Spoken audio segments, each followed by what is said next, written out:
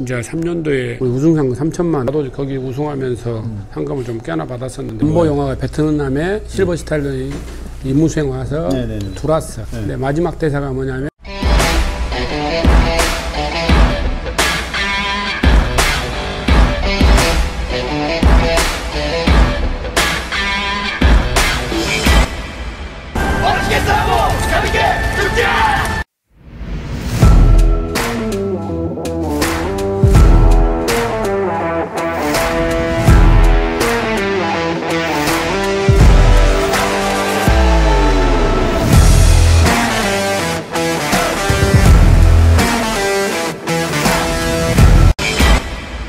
제가 지금까지 운동하고 있는 게 관장님 영향이 엄청 크죠. 왜냐면 그 당시에 제가 운동을 하고 싶은 열망도 컸지만은 운동을 처음 시작한 게 특공무술 운동이었고 거기에서 투기 운동도 했지만 웨이트 운동도 하고 관장님 같은 롤모델을 보면서 제가 운동을 계속 하고 있거든요. 그리고 지금도 해오고 있고 다시 시작을 하죠.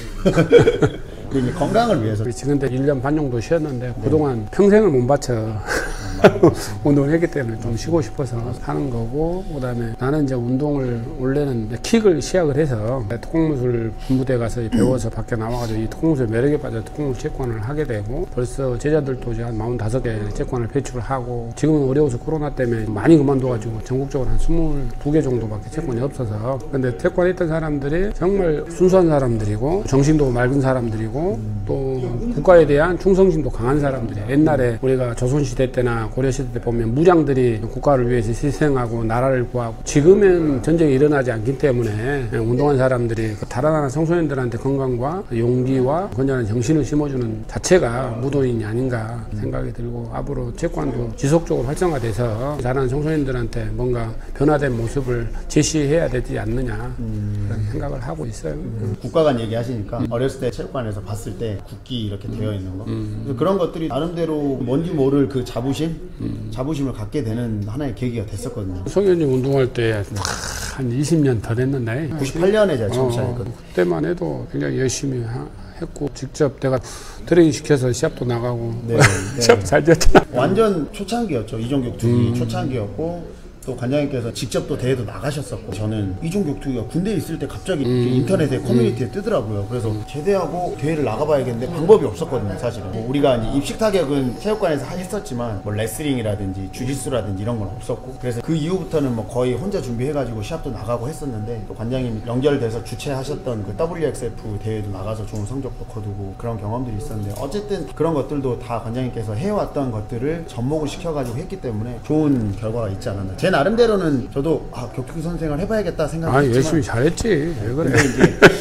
해보니까 이걸로 생계 유지하기에는 현실적인 상황이 어렵겠다. 근데 2003년도에 원래 격투기 하면 K1과 프라이드, 그렇죠, K1 프라이드. 일본에 흥행이 되면서 우리나라에 뒤늦게 10여 년 만에 착륙을 했었고, 초창기 때 2003년도에 우리 우승상금 3천만 원, 세 책을 하는데 9천만 원 들고 하니까 그때만 해도 굉장히 큰 금액을 걸었어. 그렇죠. 나도 거기 우승하면서 상금을 좀 꽤나 받았었는데, 지금은 프라이드하고 K1이 무너지면서 같이 이제 성장이 무너져버렸어. 그렇죠. 무너지고, 현재는 UFC만 지금 성장을 하다 보니까 그 살처리가 많이 없어지고, 그리고 우리 국내에서도 격투기 부흥이 좀 일어나야 되는데, 일어났으면서도 시합을 지속적으로 안 하다 보니까 선수가 쓸 자리가 없는 거예요. 그래서 큰 대회만 나가려고 하다 보면 UFC 같은 경우에는 경험을 어느 정도 많이 쌓고 나서 인정을 받고 해외로 갈 수 있는 부분이어서 많이 아쉽다. 그리고 많은 분들이 격투에 관심을 갖고 있지만은 프로모터들이 많이 생겨서 후원업체를 많이 생겨야 되는데, 프로야구나 프로배구나 프로농구 같은 경우에는 대기업에서 지원을 하다 보니까 뭐 연봉 10억, 20억, 30억, 최근에는 뭐 50억까지 되고 있고, 메이저리그 프로야구 쪽에 100억, 200억까지 하는 것처럼 그런 정도로 돼야 되는데, 우리 국내에서 김미5라고 이상민이가 이종격투기 하면서 그 경기하다가 사람이 죽어서 그 후로 흥행이 떨어진 거야. 그렇죠. 레스토랑에서 시합하고 저도 김미5 시합을 7, 8번 뛰었던 것 같습니다. 니아랑 강주에서 시합했던 친구도 격투기 챔피언이야. 그 친구가 원래 무에타이 챔피언이었어. 그래서 니가 이겼잖아. 여석봉 선수. 여석봉인가 기다. 광주에서는 산문화이트에서 시합했을 때인데 링 막 이렇게 위에서 내려오는 대한민국에서 최초로 내가 라이트클럽에서 링 만들어가고 우수점 내리고 온 처음이야. 그때 엄청 화려하게 해가지고 김미5 그런 다음에 40만원 이기면, 그때는 100만원 뭐 해서 100만 원. 이기면 70, 지면 30 내가 굳었잖아. 하고 옛날 이야기인데.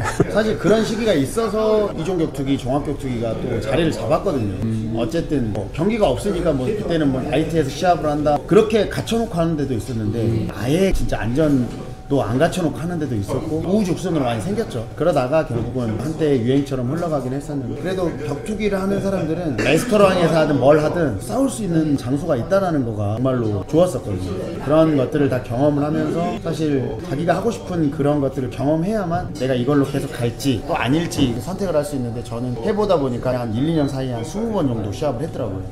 그때 진짜 많이 다치긴 했거든요. 크게 안 다쳤어도 이게 조금씩 다치지 않습니까? 격투기 하면 초창기에 나름대로 그런 기틀을 잡는 데 또 도움을 또 주셨고 희생을 하셨던 분들이 계셨기 때문에 지금의 뭐 UFC 선수들도 나오고 종합격투기라고 하는 운동 자체가 나름대로 대중화라고 하긴 그렇지만 자리를 잡았다고 저는 생각하거든요. 완전 이제 체육관 다닐 때 들었던 얘기를 이런 또 컨텐츠를 하다 보니까 얘기도 들어보고 대부분 떠돌아다니는 얘기들은 엄청 많고 부대에 관련된 내용은 거의 이야기를 꺼내지도 않았고 어디 가서 HL이 나왔네 그런 이야기 해본 적도 없고 워낙 보완했었고 최근 들어서 2002년 이후에 음성에서 양성화로 전환되면서 그게 그냥 HL 부대에 나왔다 그리고 유광조 단체를 되면서 어디 부대에 나왔느냐 지금도 많은 사람들이 물어보는데 그냥 KGB 나왔어요. KGB가 뭐대요? 코리아 공군박이를 KGB라 한다. 공군박 HL이 하게 되면 사람들이 부파 이야기하고 일반 사람들이 설득 다가오지 못하니까 그런 이미지를 조금 줄이기 위해서 그런 이야기를 안 했었고 특히 나는 덩치도 크고 목소리도 크고 또 운동까지 하다 보니까 특히 더 그러더라고.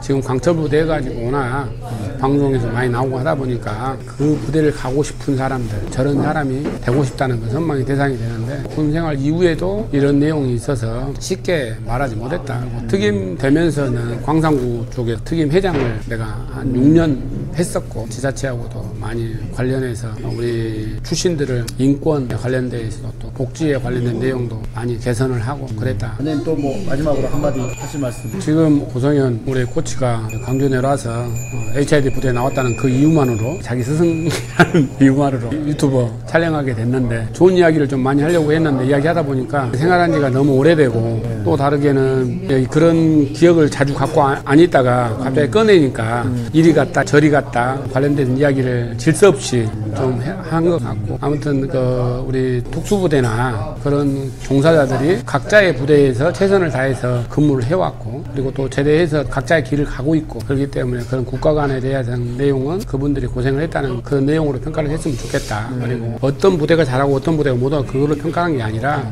이런 부대가 있구나 뭐 이런 훈련을 하고 있구나 그런 자체만 알아주는 것도 우리가 할 역할이 아닌가 생각이 들어. 우리 공부도 1등, 2등 있고 있지만 그거는 프로그램상 경쟁시키기 위해서 한 자체고 훈련은 어느 부대든 다 힘들고 고달프다 그런 얘기를 하고 싶어. 그 국가관이라는 얘기를 좀 많이 하셨는데 지금 세대에 근무하셨던 분들도 뭐 그럴지 모르겠지만 어쨌든 특수한 임무를 하고 사명감을 갖지 않으면 견뎌내기가 좀 어려운 당연히 얻는 제대하고 나가면 되겠지라는 생각도 할 수 있지만 그런 쪽에서는 HID나 이런 부대들이 좀 더 확실하게 교육을 했을 것 같아요. 왜냐면 이게 북한을 넘나드는 그런 일들을 하는 부대다 보니까 나는 이야기를 하고 싶은 게 뭐냐면 지금도 그런 생각을 하는데 우리가 1970년도 때 80년도 때 영화에 보면 람보 영화가 있어요. 네, 람보 영화가 베트남에 실버 스탈린이 임무수행 와서 들어왔어. 근데 마지막 대사가 뭐냐면 내가 국가를 사랑한 만큼 국가도 나를 사랑해달라 그런 이야기를 하고 영화가 딱 끝나거든.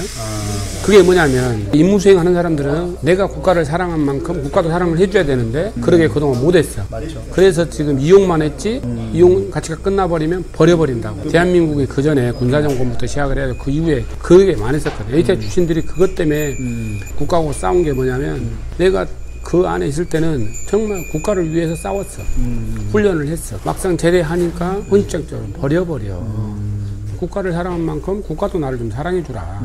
고생하면 그만큼 대가를 해주고 그만큼 보수를 지급해야 될 거 아니야. 근데 나는 제대할 때 그런 보수를 받지 못했어. 법안이 통과되고 고생했던 사람들 다 돈 지급 다 됐잖아. 지금은 그렇기 때문에 지금은 상관이 없는데 그 이후로도 지금 이제 보훈에 관련된 국가정책이 있는 것처럼 혹시나 군대에서 다치고 그러면 유공자로 돼가지고 보장을 해주고 그런 것처럼 그러게 지속적으로 돼야 된다. 그리고 지금 군부대, 경찰관, 소방관은 지금 근무를 하고 하나가 죽으면 현충원에 못 쳐. 네네. 또 그거 체계가 잘 되어 있는 거야. 그쵸. 그게 복지야, 복지. 네네, 맞습니다. 국가에 대한 희생한 사람들은 국가에서 책임져 주는 거야. 국가에서는 이거를 끝까지 책임져서 그분들 삶을 행복하게 만들어줘야 된다. 맞습니다. 좋은 얘기 해주셔가지고 저도 람보 영화 뭐 어렸을 때는 그냥 아무 생각 없이 봤었는데 이게 람보가 그린벨 출신의 특수인물을 하는 사람이다 보니까 람보 1을 우연찮게 봤을 때 국가에서 이 사람을 어떻게든 뭐 없애고 숨기려고 하는 그런 모습들을 봤었거든요. 그거에 본인이 분노해가지고 말 그대로 국가의 버림을 받았다. HID가 예전에 시위했던 문구 중에 국가는 우리 버렸다 이런 것들이 생각이 나거든요. 그래서 이제 관장님께서 얘기해 주셨던 내용들이 좀 더 현실적으로 더 와닿는 것 같고 지금은 이미 싸워서 이뤄 놓으신 거기 때문에 뭐 어느 정도는 하겠지만 좋은 메시지를 전달해 주신 것 같아가지고 너무 감사합니다. 어차피 저는 출신은 아니지만 그래도 제 채널을 보시는 분들이 특수부대와 관련된 것들을 굉장히 많이 관심을 갖고 계셔가지고 또 유튜브를 하다 보니까 좀 많이 보시는 걸 해야지 저 운동하는 것도 올리거든요. 조회수 몇백 나오면 안 봐요. 아니 뭐 저 운동 그래도 나이대에 비해서 잘하는데 관심이 별로 없어요. 네, 감사합니다. 네, 감사합니다. 고맙습니다.